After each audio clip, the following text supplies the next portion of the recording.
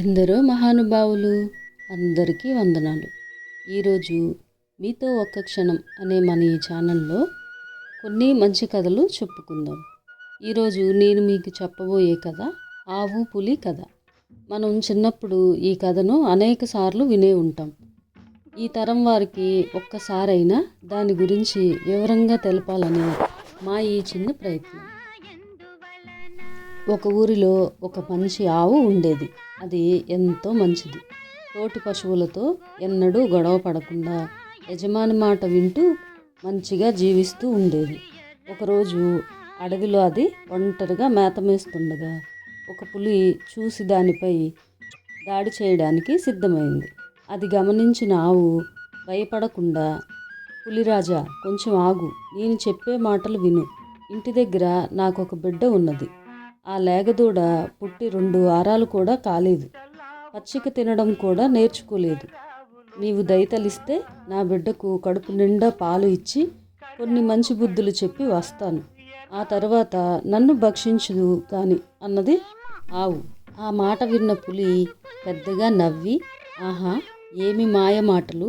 ఇంటికి వెళ్ళి బిడ్డకు పాలు ఇచ్చి వస్తావా? ఆ టక్కరి నక్క చెప్పిందా నీకు?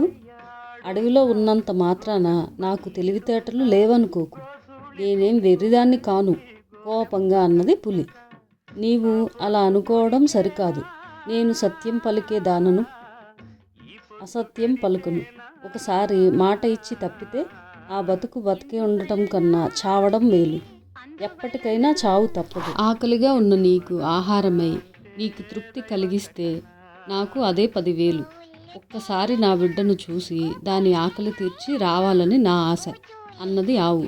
పులి కొంతసేపు ఆలోచించి, ఊరిలో నివసించే ఈ జంతువులలో నీతి ఎంతుందో తెలుసుకుందామని సరే అన్నది. ఆవు ఇంటికి పోయి దూడకు కడుపు నిండా పాలిచ్చి కోడెదూడ శరీరాన్ని ప్రేమతో నాకుతూ, నాయన, బుద్ధిమంతుడిగా జీవించు, తోటివారితో స్నేహంగా ఉండు, ఎట్టి పరిస్థితుల్లోనూ అబద్ధాలు చెప్పకు, మంచి ప్రవర్తనతో పేరు తెచ్చుకో అని బిడ్డకు మంచి బుద్ధులు చెప్పి ఆవు అడవిలోకి వెళ్ళి పులి ఎదురుగా నిలబడింది. ఆవును చూసిన పులి ఆశ్చర్యానికి గురయింది. తన ప్రాణాల కంటే ఇచ్చిన మాట ముఖ్యం అనుకున్న ఈ ఆవు ఎంత గొప్పదో, దీనిని చంపితే నాకే పాపం తగులుతుంది అనుకుని, ఓ సాధు జంతువా, నీ మాటలలో నీతి నిజాయితీ నిరూపించుకున్నావు.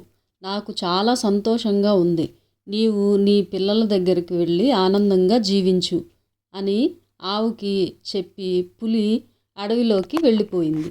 మీకు ఈ కథ నచ్చినట్లయితే లైక్ చేసి, షేర్ చేసి, సబ్స్క్రైబ్ చేసుకోండి. ధన్యవాదాలు.